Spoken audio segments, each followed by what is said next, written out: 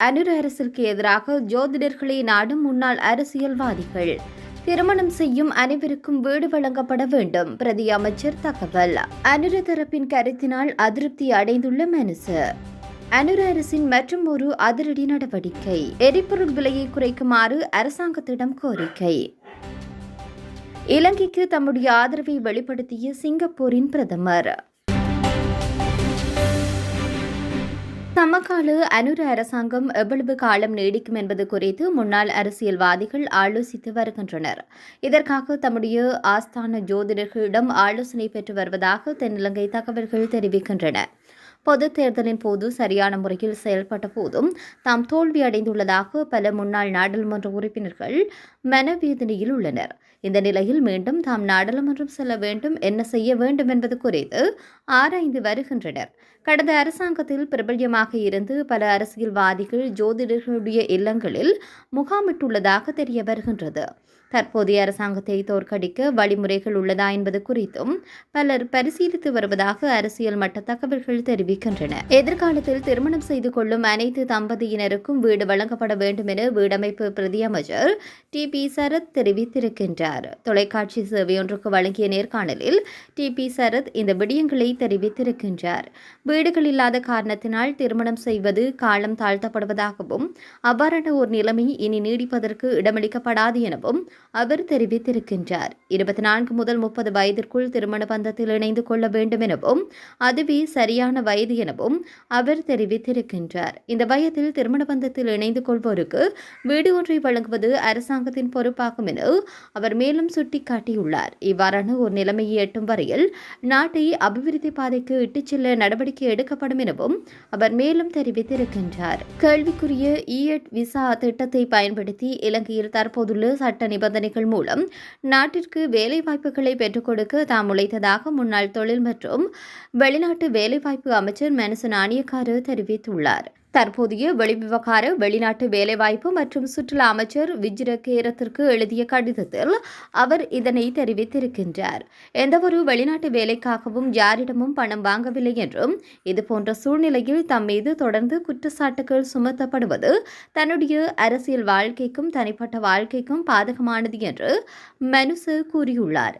மாதாந்தம் 200 million டாலர்களிலிருந்து 500 million டாலர்களாக வெளிநாட்டு பணம் அனுப்பும் நடவடிக்கையில் இருதரப்பு ஒப்பந்தங்கள் மூலம் கொரிய வேலைகளுக்கு தொழிலாளர்களை பரிந்துரைப்பதை அதிகரிக்க பருவகால வேலைவாய்ப்புகளை திறக்க நடவடிக்கை எடுக்கப்பட்டுள்ளதாகவும் மனுச நாணயக்கார கடிதத்தில் விளக்கமளித்துள்ளார். தற்போதைய நாடாளுமன்ற உறுப்பினர்கள் மற்றும் அமைச்சர்களின் ஓய்வூதியம் மற்றும் தீர்வை வரியில்லா வாகன அனுமதி பத்திரத்தை ரத்து செய்வது தொடர்பில் அரசாங்கத்தின் கவனம் செலுத்தப்பட்டுள்ளது.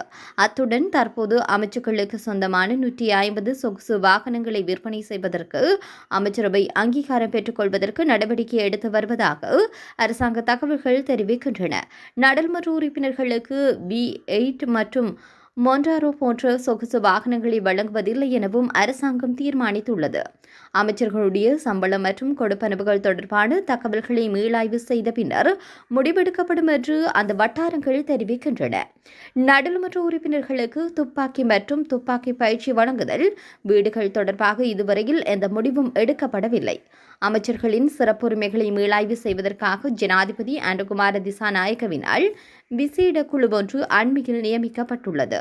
குறித்த குழுவின் பரிந்துரையை கருத்தில் கொண்டு அமைச்சர்களின் சிறப்புரிமைகள் குறித்து தீர்மானிக்கப்படும் என தெரிய வந்திருக்கின்றது. எரிபொருள் விலையை குறைக்குமாறு ஐக்கிய மக்கள் சக்தி கோரிக்கை விடுத்துள்ளது. எதிர்க்கட்சித் தலைவர் காரியாலயத்தில் நேற்று நடைபெற்றுள்ள செய்தியாளர் சந்திப்பில் அவர் இதனை தெரிவித்துள்ளார். நாளை மறுதினம் எரிபொருள் விலை திருத்தம் செய்யப்பட உள்ளதாக ஐக்கிய மக்கள் சக்தியின் நாடாளுமன்ற உறுப்பினர் SM மெரிகார் தெரிவித்திருக்கின்றார். எதிர்வரும் எரிபொருள் விலையை திருத்தத்தின் போது எரிபொருளின் விலையை 50 ரூபாவினால் குறைக்க வேண்டும் என அவர் கோரியுள்ளார். அத்துடன் தேசிய மக்கள் சக்தி எரிபொருள் விலை குறைப்பு குறித்து தேர்தல் மேடைகளில் செய்த பிரச்சாரம் மெய்ப்பிக்கப்பட வேண்டும் எனவும் அவர் வலியுறுத்தியுள்ளார். மக்களை பற்றி பேசுவதற்காகவே தம்மை மக்கள் நாடாளுமன்றத்திற்கு தெரிவு செய்துள்ளதாகவும் அவர் தெரிவித்துள்ளார். இலங்கையின் புதிய பிரதமர் ஹரிணி அமரசூரியவின் தலைமைத்துவத்தின் மீது சிங்கப்பூர் பிரதமர் லாரன்ஸ் வோங் நம்பிக்கை வெளிப்படுத்தியுள்ளார். ஹரிணியின் நியமனத்திற்கு வாழ்த்து தெரிவிக்கும் வகையில் சிங்கப்பூரின் பிரதமர் எழுதிய கடிதத்திலேயே இந்த நம்பிக்கை வெளியிடப்பட்டுள்ளதாக இலங்கையின் வெளிவிவகார அமைச்சு தெரிவித்துள்ளது. 2024 ஆண்டு நவம்பர் மாதம் 18ஆம் தேதி அன்று இலங்கை ஜனாதிபதி அனுகுமார திசாநாயக்கவினால் ஹரிணி அமரசூரிய மீண்டும் பிரதமராக நியமிக்கப்பட்டார். எடின்பெக் பல்கலைக்கழகத்தில் சமூக மானுடவியல் முனைவர் பட்டம் பெற்ற கல்வியாளரான 54 வயதான ஹரிணி கல்வி மற்றும் உயர்கல்வி துறைகளை தன்வசம் வைத்துக் கொண்டிருக்கின்றார். இந்த நிலையில் நாட்டை வழிநடத்தவும் சீர்திருத்தங்களை மேற்கொள்ளவும் இலங்கை மக்கள் உங்களுக்கு வலுவான ஆணையை வழங்கியுள்ளனர் என்று லாரன்ஸ் வோங் தெரிவித்திருக்கின்றார். உங்கள் தலைமைத்துவத்தின் கீழ் இலங்கை வெற்றி பெறும் மற்றும் வலுவடையும் என்று நான் நம்புகின்றேன் என்றும் வோங் எழுதியுள்ளார்.